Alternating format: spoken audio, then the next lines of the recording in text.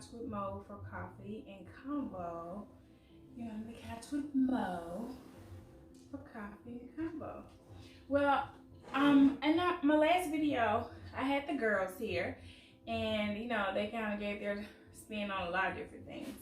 And I wanted to talk about also grief during this time. This is not our typical way that we grieve. Everybody has their own way of grieving. Let's start there. A lot of times people put expectations on others about how long they should or shouldn't grieve over people and even things. COVID-19 has just turned a lot of people's worlds absolutely upside down, and with that has come a lot of losses, which includes life, jobs, friendships, freedoms. So we're all grieving something as we go through this pandemic. So I just want to give some insight on different things that you can do to properly grieve during these circumstances. And I want everyone to know that this too shall pass. When you lose someone, the saying is that time heals all wounds, and for the most part it does. But when you lose someone close to you, that loss will forever be there. It's just about how you deal with it as time goes on. And we as a people grieve collectively because we have waits, we have a repast, a funeral. Like, it's a whole ordeal about how we bury our loved ones.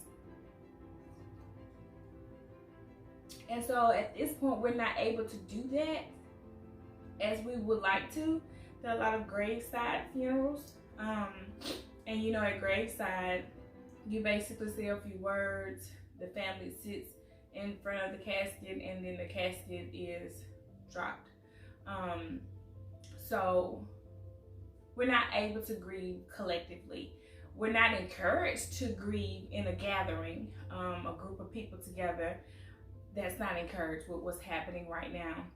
And some people are abiding by that, and those are the people who are probably struggling the most with death right now. And there are some people who are just doing what they want to do. And you have to think about it. We are a minority in so many ways, and we get the short end of the stick in almost every situation. So you have 80% of deaths are African American.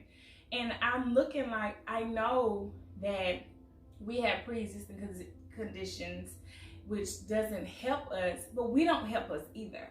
We have, and I know of people who are using this time to go have cookouts, to have parties, to go have car parties, to go have pool parties, because they're off work. Nobody is considering, why are we off work? Like, what's really happening? And they're not taking it seriously. That's just one, I think, small part of it. But another part of it is, we live in the most impoverished communities where it's just a lot of us in one area, and practicing social distancing is not realistic. So I'm not going to get on to that whole spiel. I will say this: please be careful. Be considerate of others. If you don't value your life, take value in somebody else's. And I'm gonna leave that where it is. But when it comes back to grieving, I have some things that you could do to help you along the way. One thing I would recommend is journaling. Journaling is a very effective tool we use in counseling, and it allows you to get your emotions out in a healthy way. Things that you don't feel comfortable maybe saying to people, you can say in your journal, and it keeps you from bottling things up and becoming a stuffer. That is like one of the most unhealthy defense mechanisms to have, is to stuff things down, because those things do have to come up at some time. And when they come up, they usually come up explosively. Having time to reflect on positive things, remembering a person in the good state that they are. Memories are invaluable. Time that you spend with someone is invaluable. I always talk about time is the most valuable thing we possess. We can't get it back. Once it's gone, it's gone. And that's the God's honest truth. Is when it's gone, it's gone.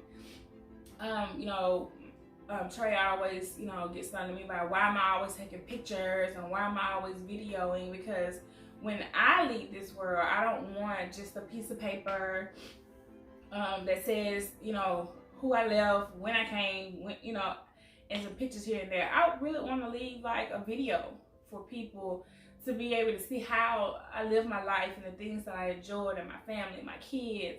And so they'll always have a piece of me. So I'm gone, people are gone, but your memories live on. And so you have to focus on the time that you had with them and make those things supersede over the negative.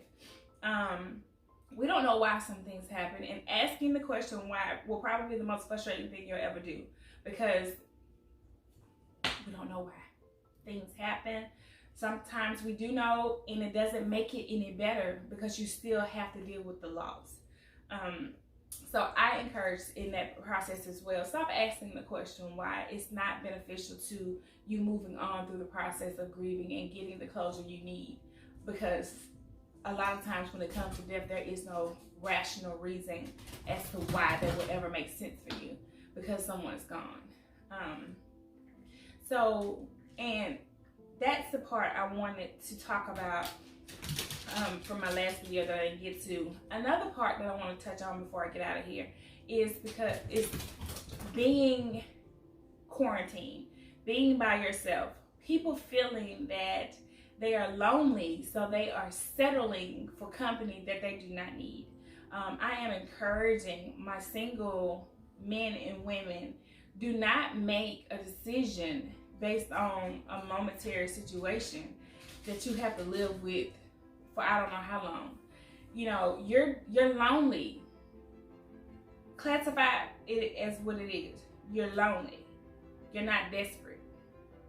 Okay? So when you see yourself revisiting conversations, when you see yourself scrolling through your phone, trying to call somebody who you hadn't talked to in months, and for good reason, let that stay where it is. Identify where you really are. You're lonely. You should not be desperate.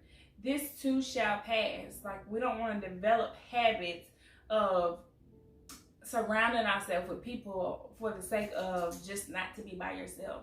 You should be the best company you should ever have. And if you don't know how to love yourself and be with yourself and enjoy yourself, that's something that you need to work on in this time that we have to ourselves. Because nobody can love you like you. And if you don't know how to love yourself, you can't teach anybody else how to love you. So that's just my little tidbit for today. I wanted to just make sure that we know that we're in this together. For the most part, most people genuinely want to see other people do well and come out of this okay. And we just need to take it one day at a time. And we need to be mindful that what we do today affects what happens tomorrow. What happened yesterday, we have no control over. It's gone. So let that not be your worry. Focus on being in the present moment. Focus on what's in front of you. And don't get consumed about things you have no control over. You've had Coffee and Convo with Mo. Talk to you soon.